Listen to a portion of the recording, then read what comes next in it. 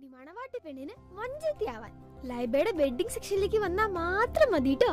Laiba wedding centre, wedding and designing studio, Pookottam പാടം, Wandoor. Vaniyambalam online ന്യൂസിലേക്ക് സ്വാഗതം.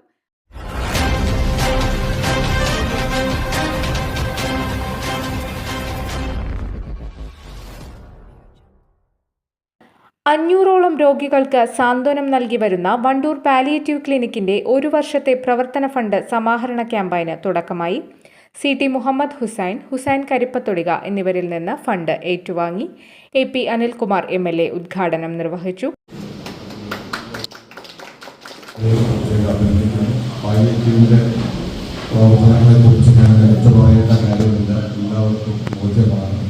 നമ്മുടെ നാടിൻ്റെ ഏറ്റവും എടുത്തു പറയാവുന്ന അഭിമാനത്തോടുകൂടി പറയാവുന്ന ഒന്നാണ് നമ്മുടെ പാലിയേറ്റീവ് കെയർ.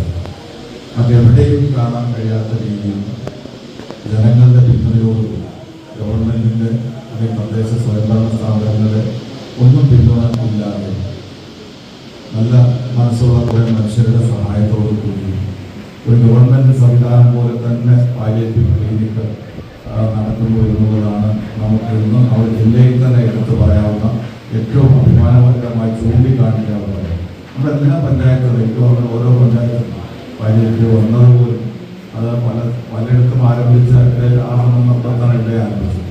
പക്ഷെ നമ്മളെല്ലാം വളരെ വേഗത്തിൽ പാലിയേറ്റീവ് സ്വന്തം സ്ഥലം, സ്വന്തം കെട്ടിടം, സ്വന്തം വാഹനം, അതുപോലെ തന്നെ രോഗികളുടെ കാര്യത്തിൽ പരമാവധി ചെയ്യാൻ കഴിയുന്ന കാര്യങ്ങൾ ചെയ്യുന്നത്, അതൊക്കെ നമുക്ക് നമ്മുടെ കണ്ണുകളിൽ തന്നെ ഏറ്റവും പെട്ടെന്ന് കാണാൻ കഴിയുന്നതാണ്. അതുകൊണ്ട് ഓരോ പാലിയേറ്റീവ് ഇന്ന് ഓരോ ആരോഗ്യ സ്ഥാപനങ്ങളായി മാറിക്കഴിഞ്ഞിരിക്കും. അതൊക്കെ ജനങ്ങളുടെ പിന്തുണയാണ്. ഞങ്ങളെ സംബന്ധിച്ചിടത്തോളം MLA മാർക്ക് ഒരുപാട് പരിമിതിയുണ്ട്. പാലിയേറ്റീവ് ക്ലിനിക് ചെയർമാൻ ഷെരീഫ് തുറയ്ക്കൽ അധ്യക്ഷത വഹിച്ചു.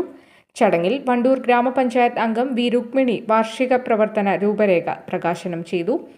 Kappil Murali, P Arun, Girish Paikkadan, O Shihabuddin, CK Mujeeb, KV Suresh Kumar, palliative clinic secretary N Sadath Ali, treasurer M Subair, ഭാരവാഹികളായ നൌഷാദ് പുളിക്കൽ, IV ഷമീർ, KT ഫിറോസ് എന്നിവർ സംസാരിച്ചു. വണ്ടൂർ പാലിയേറ്റീവ് ക്ലിനിക്കിനു കീഴിൽ നിലവിൽ 300-ലധികം കിടപ്പിലായ രോഗികളും 128-ഓളം മാനസിക വെല്ലുവിളികൾ നേരിടുന്നവരും 50-ഓളം ക്യാൻസർ രോഗികളും 45-ഓളം പക്ഷാഘാതം നേരിടുന്നവരും 22 കിഡ്നി രോഗികളുമുണ്ട്. ഒരു വർഷം 70 ലക്ഷത്തിലധികം രൂപയുടെ ചിലവ് വരുന്നുണ്ട്.